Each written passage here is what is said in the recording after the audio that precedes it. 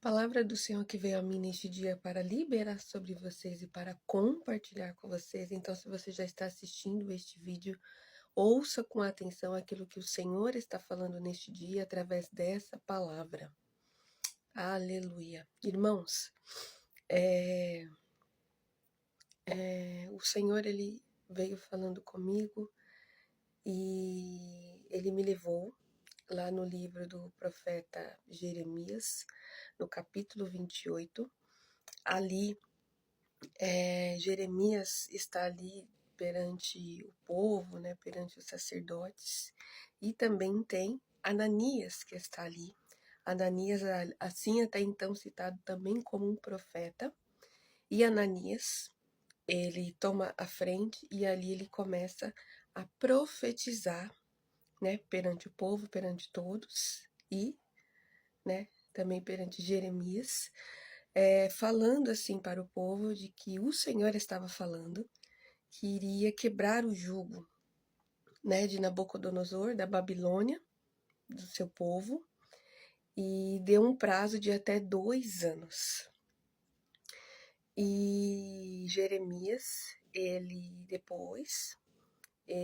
toma a frente e ele diz, se é exatamente isso que o Senhor está falando através de você, então que assim seja, que assim aconteça, né? Contudo, até então, o que o Senhor vem falando é sobre o jugo que vai se manter, sim, sobre a nação, porque, em outras palavras, aqui eu estou parafraseando, porque a nação ainda é uma nação que ainda precisa se arrepender, que ainda precisa voltar para o Senhor, então o Senhor não vai quebrar o jugo da nação agora, e o Senhor também não está dando prazo, né, sobre quando ele vai quebrar o jugo do rei da Babilônia sobre o povo. Mas, se de fato é isso que o Senhor está falando através de você, que assim o Senhor o faça. E então Ananias vai e quebra, né, o colar, ou em algumas versões vai estar escrito como jugo, que estava sobre o pescoço de Jeremias. E Jeremias se retira. E quando Jeremias se retira, então, daquele lugar, aí a palavra do Senhor vem a Jeremias. E o Senhor diz que não enviou Ananias e que agora o Senhor, ao invés de um jugo, né, de madeira, ele ia colocar um jugo de ferro sobre o povo, né, do rei da Babilônia, que o Senhor não tinha enviado ele para profetizar este tempo, o que o Senhor não estava fazendo naquele momento. Então Jeremias volta e libera esta palavra sobre Ananias, de que o Senhor não o tinha enviado e que o jugo agora não seria mais de madeira, agora seria um jugo de ferro, um jugo ainda mais pesado sobre o povo, que veio assim então do rei da Babilônia, e que naquele mesmo ano, né, o Ananias, né, ele morreria, não viveria mais. Então, irmãos, o que o Senhor falou comigo nessa palavra? Isso é muito pontual, irmãos, muito específico, e nós precisamos nos atentar muito a isso, irmãos. Nós sabemos que, né, o Senhor, ele estabeleceu os seus ministérios, né, na igreja. Uns ele deu para apóstolos, outros para profetas, outros para mestres, outros para evangelistas, outros para pastores. Então, irmãos, nós precisamos tomar muito cuidado, porque o Senhor, ele estabelece, né, aqueles do qual ele escolhe, chama e levanta e coloca, né? Mas, irmãos, sobre profetizar, há uma linha muito tênue quando o homem quer colocar a vontade dele na frente e falar aquilo que o Senhor não está falando. E a palavra do Senhor sempre nos alertou quanto a isso, que muitos falsos profetas se levantariam. E é o que a gente mais vive nos dias de hoje. Então, aqueles cujos estão profetizando aquilo que o Senhor não está falando e não está fazendo, irmãos, o Senhor, o próprio Senhor, vai assim ajuizar sobre eles. porque isso é muito sério, você abrir a sua boca para querer, né, assim, liberar uma palavra sobre alguém, sobre uma nação, sobre um povo, que o Senhor não está falando, irmãos. Não é porque você está falando que o Senhor tem que ir lá e tem que assinar na caneta embaixo, de que aquilo que você está falando de você mesmo. Então, isso, essa questão de profetizar, irmãos, não é um jargão, acho que é assim a palavra, não é um jargão, não é um mantra. Tem que tomar muito cuidado com isso, irmãos. Sobre profetizar é somente aquilo que o Senhor está de fato falando. E tem momentos que o Senhor simplesmente não está falando nada, irmãos. Então, os verdadeiros profetas que o Senhor levantou e colocou, esses falam na hora que o Senhor manda, quando o Senhor manda e o que o Senhor manda, nem mais e nem menos. E neste tempo, irmãos, o que nós estamos mais vendo é isso. O Senhor já vinha falando sobre isso. E nós estamos no tempo de alinhamento e de arrependimento sobre aquilo que o Senhor vai fazer sobre a nossa nação e sobre as nações. Que o Senhor estenderá a sua mão, que esta nação não será mais chamada uma nação estéril, sim, mas para que o jugo de fato seja quebrado do pescoço do povo, precisa haver um arrependimento. E a palavra do Senhor que veio a mim também dizendo sobre isso, o Senhor vai quebrar o jugo, sim. Aleluia, depois que o povo se arrepender e descansar no Senhor, ele o fará. Tudo quanto assim ele prometeu e tudo quanto ele assim sempre desejou sobre esta nação e sobre as nações.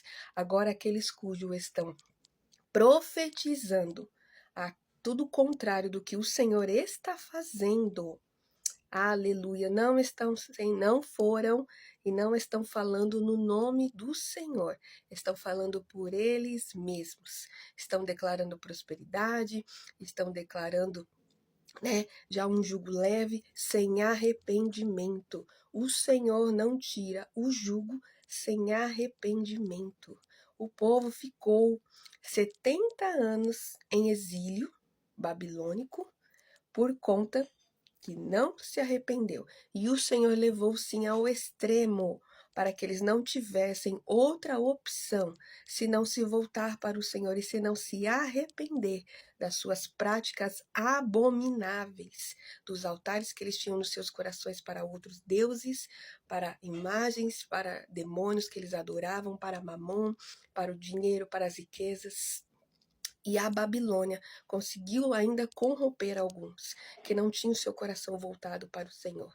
E a Babilônia, irmãos, ela vem de forma sucinta e ela vai entrando, né, assim mudando a mentalidade da pessoa de formas sucintas e tirando o verdadeiro entendimento da palavra do Senhor, daquilo que o Senhor de fato diz, e faz, irmãos.